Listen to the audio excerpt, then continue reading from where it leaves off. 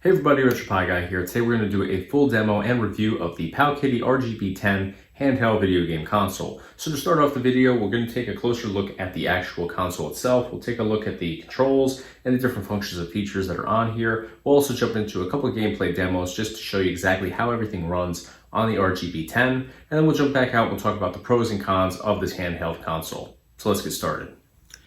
Alright, so we'll take a closer look at the PowKiddy RGB10 handheld video game console. So here on the right hand side, you see that we have our standard 4-button configuration of A, B, X, and Y. Right below that, we have our start and select buttons. They're in this little circular indent, which I actually like because when we hit these together, that actually makes our hotkey enable functions. So if we're in a game and we want to actually exit that game and go back to our game collection menu, we would hit both of these twice in order to do that. So the fact that it is in this little circular indent does make it much easier to hit both of them at the same time. Going over to the left-hand side of our device, we have our D-pad up here. Really good sized D-pad. Really makes it a lot easier to navigate using the D-pad. Right below that, we have our analog stick. With this analog stick, we only have the actual navigation on it. We don't have the button function. And also worth mentioning, the RGB10 does come with a bunch of different tops that you can slide onto the analog stick to give you different grip options.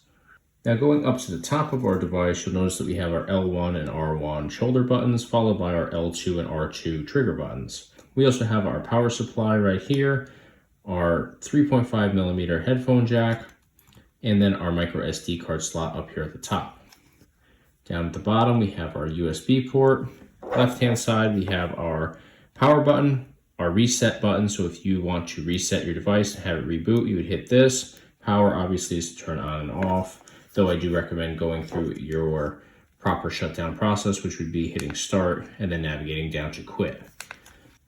On the right-hand side, we don't have anything over here at all. So that's pretty much it in terms of the layout here. Now we're going to jump into a couple of gameplay demos and show you exactly how well this emulates games.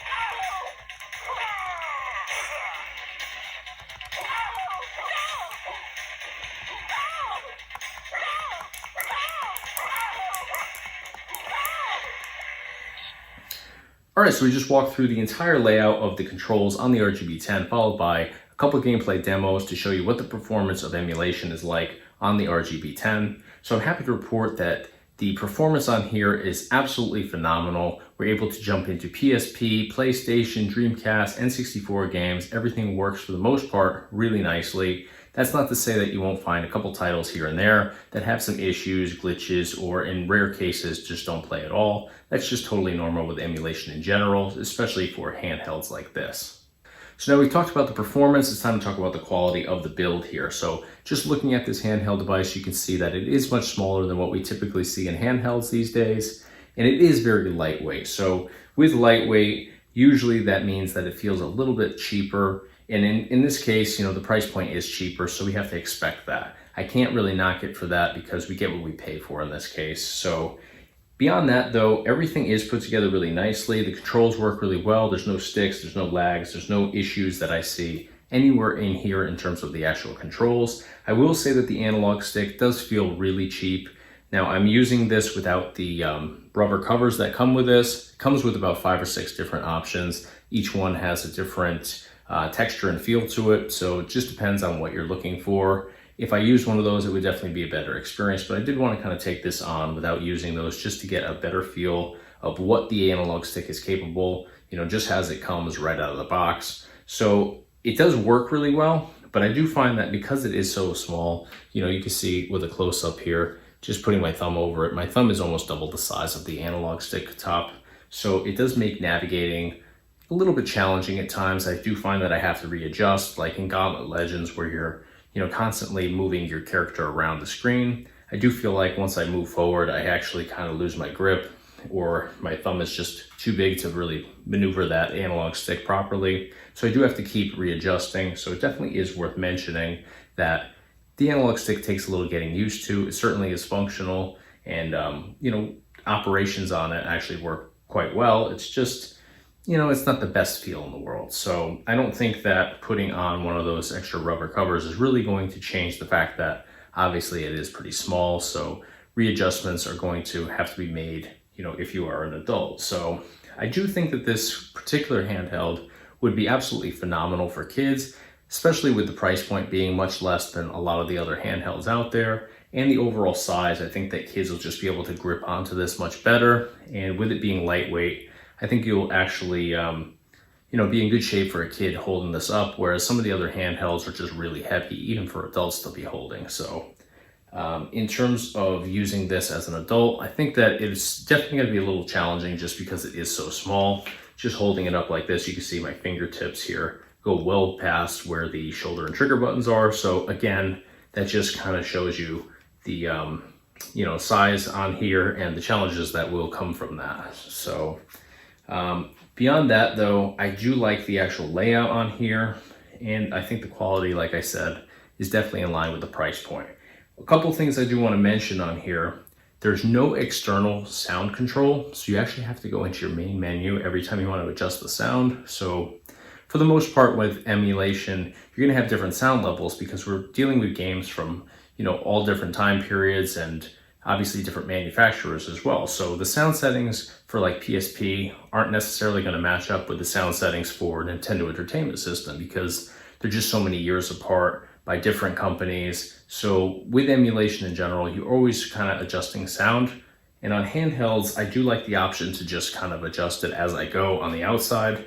It definitely sucks to have to go exit a game, jump into our main menu, and adjust the sound there because we actually can't test out the sound levels in the actual game. So we kind of have to do trial and error until we find that sweet spot that really works well with that particular game. So that's definitely an inconvenience, definitely worth mentioning on here. Beyond that though, I don't really see any issues with this particular device. Just a couple of things that I've laid out here, none of which I think is really enough to deter you from running away from this particular purchase. But with the lightweight quality here, which is a nice way of saying cheaper quality, I definitely think this is more for children than for adults. I think an adult would just go with the upgraded version of this, which is the RGB10 Max. It's a much larger handheld. I actually have one right here. So just a side-by-side comparison just for reference here. You can see that this is double the size. Screen is double the size as well. So it's definitely a lot heavier here on the Max than on the regular RGB10. So I definitely think adults are going to go this way. And if you're buying this for your kids, this is definitely the way to go, because a kid is going to actually have a little bit of trouble, I think, hitting all the controls on here. All right, so I just want to put that information out there. Hopefully it helps you to make a decision on whether the RGB10 from PowKiddy is the way to go for you, or if you want that same level of performance, but in a larger actual console, then I would definitely recommend going with that RGB10 Max. So I will put a couple links in the description below for both of these different handheld consoles. So if you want to check out some more information on them or make a purchase, definitely check the description below. We'll put those direct links in there for you. I also have game collection cards for each of these, because the stock ones that come on each of these devices is actually pretty terrible, with a very limited actual game collection. So that's going to do it for today. If you enjoyed this video, smash the like button for me. Be sure to subscribe to our YouTube channel. We do a whole bunch of different videos based around retro gaming. We do product reviews like this one, tutorials, gameplay demos, just a little bit of everything on here. And of course, check out our website, www.retropieguy.com. Thanks for watching.